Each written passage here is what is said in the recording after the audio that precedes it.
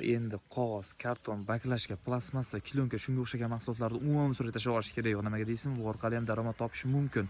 Bugun shu haqida gaplashamiz. Bu joy Chust shahrida joylashgan. Barcha sanab o'tilgan mahsulotlarni xarid qiluvchi, ya'ni sotib oluvchi joyga keldik.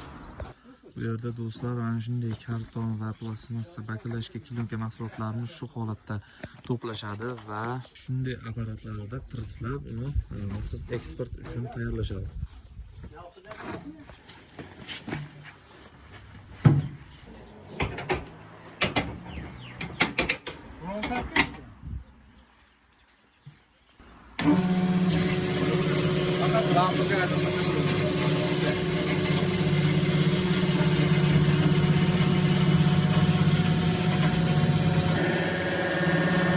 Assalomu alaykum, Xormaylar aka.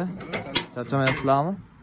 Xo'p, aka karton mahsulotlarini nech puldan sotib olasizlar bu yerda? Kartonlar, mana bu qora kartonlarni 1000 so'mdan olyapmiz. Aha. Hali daftar o'qlar bor-ku, ular 2,5 gacha olamiz. Aha. Xo'p, kilonka mahsulotlarni. Kilonka mahsuloti blok bo'ladi. Aha. Suv bloklari, ular 4000 dan olamiz. Aha, endi Keyin niski degan anusi bor.